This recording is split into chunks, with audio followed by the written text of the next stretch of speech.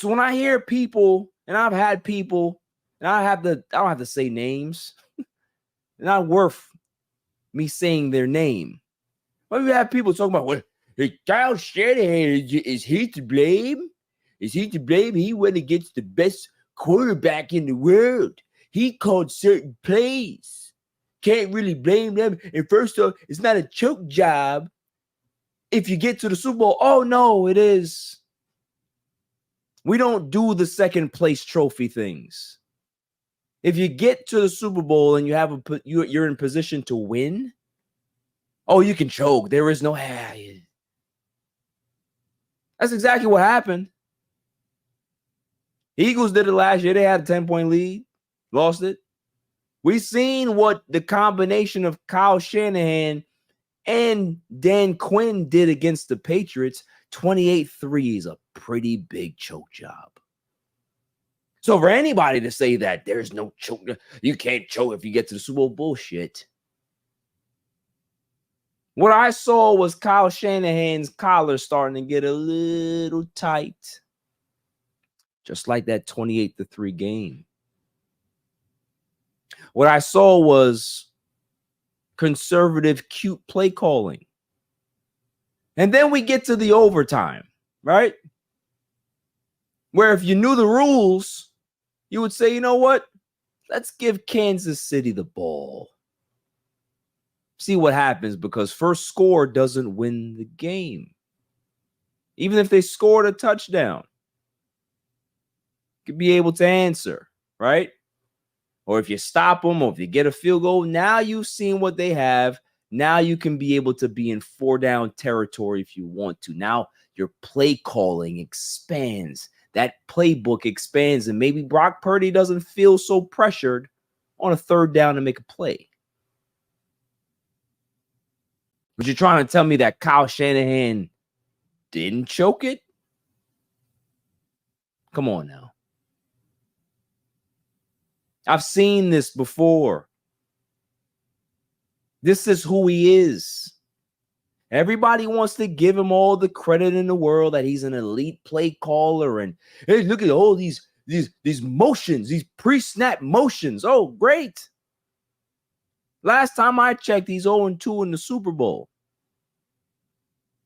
If you want to count him being the OC, it's 0-3. Certain people are very, very good at getting to certain places, right? They can be able to get you to your destination, or they can drive to the supermarket. But they can't drive to the city because they can't drive on highways. So they can only go so far. But they're very good in the routes that they can be able to drive. Kyle Shanahan is that person. He can get you to your local supermarket, but he's not going past that particular line, because then the wheel starts to shake. You start to look around at what other cars are doing around you, and you're not concentrating. You start to check your rear view mirror a lot. Tend to use your brake maybe. It's not a comfortable drive. That's what Kyle Shanahan is when it comes to certain game or championship clinching situations. That wheel gets a little wobbly. So, am I mad? No. Hell, I love seeing Patrick Mahomes win. Well, why not? Dynasties are needed. I want people to hate Patrick Mahomes to the point they don't want to hear him anymore. Hell, I don't want to hear him anymore. He sounds like Kermit the Frog, but he's good. But dynasties are needed. It's fine. Ain't nothing wrong with that. But then we get the news that Wilkes is gone. I'm like, oh, that's interesting. So you fire Steve Wilkes because he's been the scapegoat all season for great defense, right? Had a little slide in the middle of the season. It's Steve Wilkes' fault. Had to take him from upstairs, and now you got to be on the field. Okay. But why is it still Steve Wilkes' fault? Why was he the fall guy? Was it his fault that Greenlaw tore his Achilles getting on the field? Was that Wilkes' fault? But this is what Shanahan and this environment has created. Everybody's to blame but the person that's actually calling the shots. Can't fire McCaffrey, can't fire Purdy, can't fire anybody on the field. Guys played well. They did what they had to do. But is it blasphemous to start looking at Kyle Shanahan a little bit and saying, maybe you are the updated version of Marty Schottenheimer? Really, really good coach, but just could not get over the hump. Call me crazy, right? Some people do, but I see what I see. Sometimes you don't need pro football focused numbers in front of you to see what you're seeing. Your eyes tell you. I'm a very, very good reader of people, body language in certain situations, how they react to things. There's a stress level that comes with pressure. And some people are very, very cool under pressure. Tom Brady, Patrick Mahomes, Michael Jordan, Kobe Bryant, Steph Curry, certain people, LT, like the list goes on, right? Certain people just, they see pressure and they don't even flinch. While others will start to clench the purse.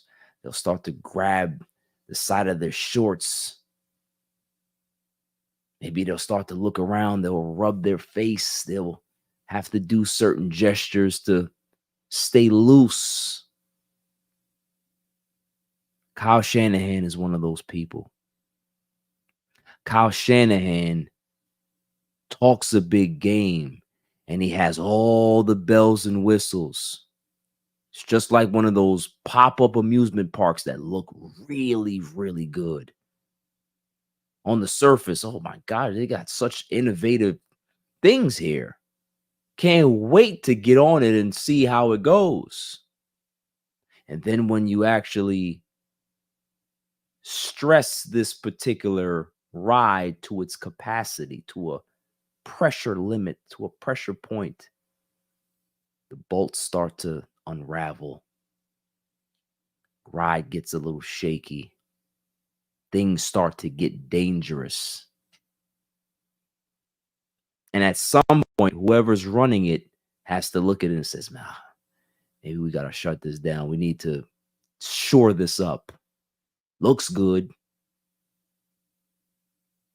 Got people in, got people believing that we're running a good business. We got to tighten a lot of stuff up. Let's start looking at Kyle Shanahan a little differently. I heard people giving him passes. No. You don't give passes for failure. You give passes for success. Win a Super Bowl and maybe you'll get a pass. Lose them and there's more questions than you have answers for.